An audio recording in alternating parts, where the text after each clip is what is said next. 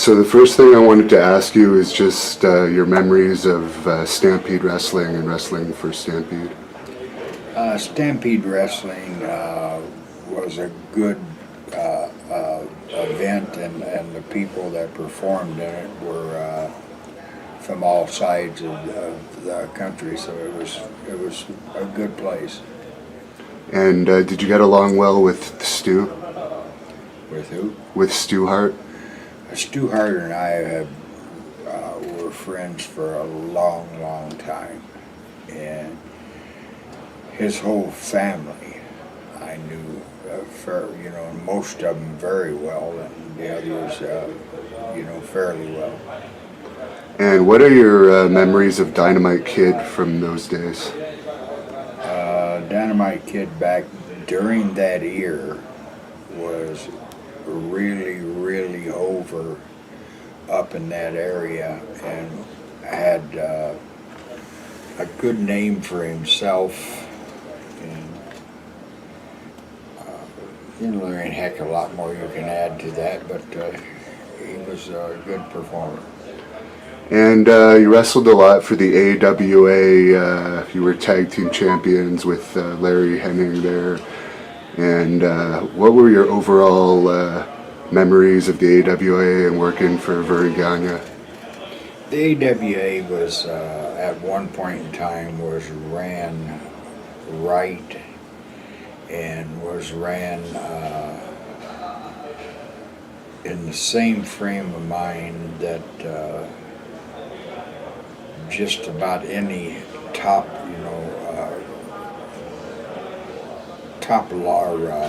wrestling organization. Did you ever wrestle with Mad Dog Vachon? I wrestled with Mad Dog as my partner on several different occasions. I never wrestled Mad Dog, and the reason for that was he was on the same side of the wrestling group that I was. Okay. And what are your memories of your matches with Ric Flair? My matches with Flair were at the beginning were excellent. As they got older, he started to do a lot of different and odd things, but overall, Ric Flair was very nice and a very good talent. And there's a lot of different versions of the story. Back when you were promoting in this area and the WWE came to town, and you apparently came up to Hulk Hogan and gave him some sort of slap on the ribs. Would you mind telling what really happened? Well, there's no sense in getting back into that stuff and keeping the pot stirred up.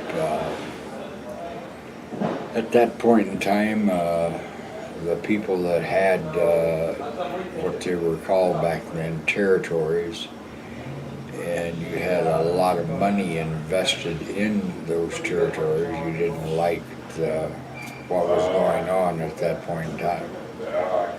And I read in your book, you told kind of an unusual story that during that war between WWE and the NWA, was around the time of, I believe, the first Starrcade.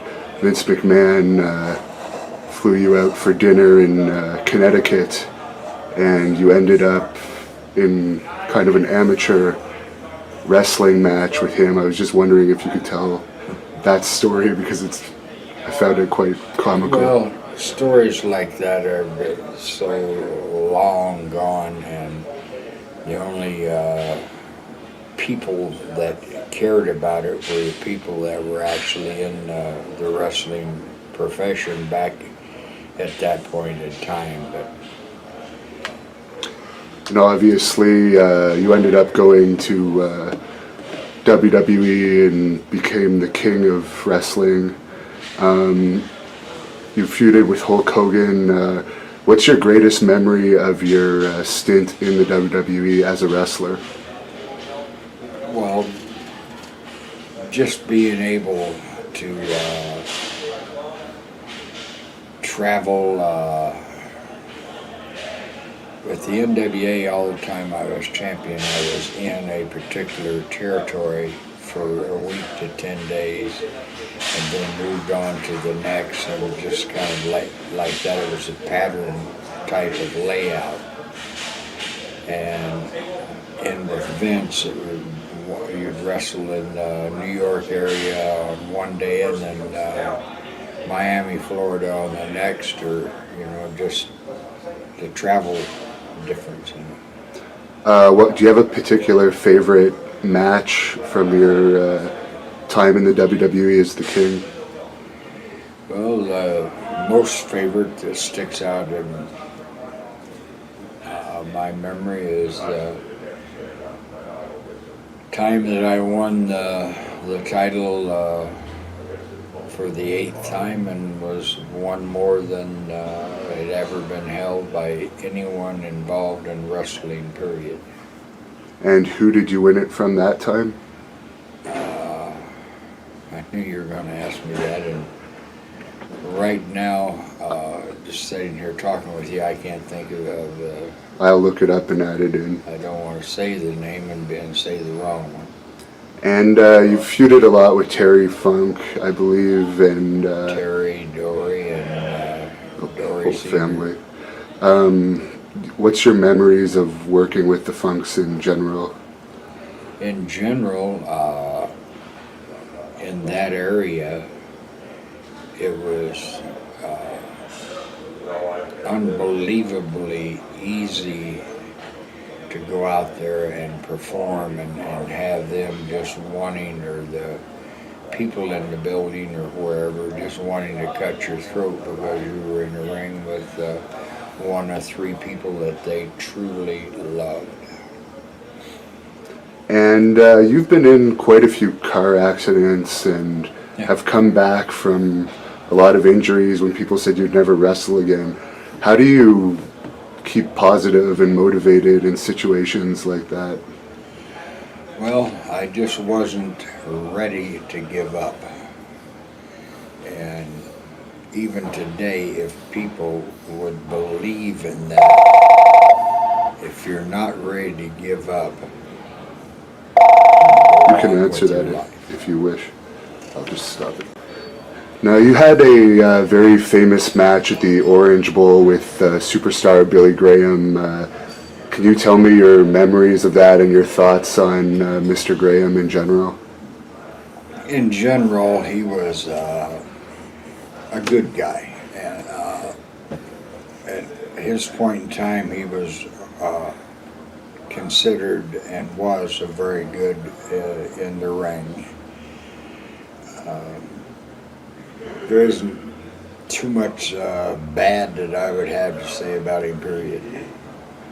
And he talked about that match to us, and he said throughout the match he kept asking you if he could just get disqualified or take it home early, and you had to keep motivating him to go the full hour. Do you have any recollection of that? Well, it's his story, and let him just stick to it. And you feuded a lot with Dusty Rhodes, and I was wondering if you could just give me your thoughts on working with him and also of his unfortunate passing recently. Well, Dusty was the type of guy that in the ring, depending on whether he liked you or didn't like you, in general, what kind of a match that you had with him, he was, to me, Dusty was a very likable person, and I was able to go in the ring, and I don't think we ever had a bad match. And you were extremely popular in Japan. You still are a huge legend there. What's your favorite match that you had in Japan over the years, and do you still go back there at all? It's funny that you would ask that, as I'm supposed to be going back there sometime within the next year or so. I've had a lot of great matches in Japan, and with a lot of very good talent. And the ones that, you know, kind of stick out the most is the Giant Baba stuff. And towards the end of your career, you were a manager in WCW. What are your thoughts on your time there and the company? Well, anything that would prolong your time in wrestling in general is a good thing. But the managerial part of wrestling, I never really cared for at all. And you were also, I guess, there to look after guys like Vader and Sid, from what I understand. Yeah, there's various ways that those guys could get themselves in trouble, and in general, it would just prolong my being in the wrestling business. And you have a company now, World League Wrestling. It's been around, I think, for 10 to 15 years, possibly more. What are your goals for your current company and hopes for the future? Just to be able to keep it going, keep it alive as long as I'm alive.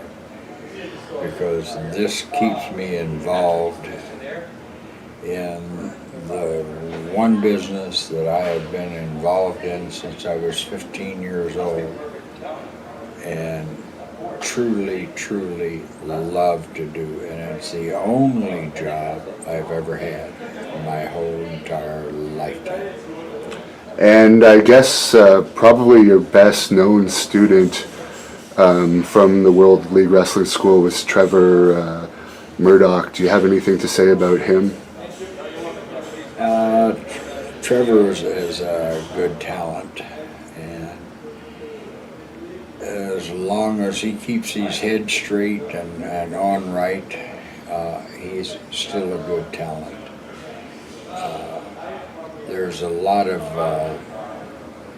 top name things that I've been involved in throughout my career, in both the wrestling part and the teaching part. And it's what I love to do. Okay. Thank you for watching the Hannibal TV. Please like this video if you enjoyed it, and click the subscribe button to not miss any of our latest shoot interviews, match videos, or news updates. Follow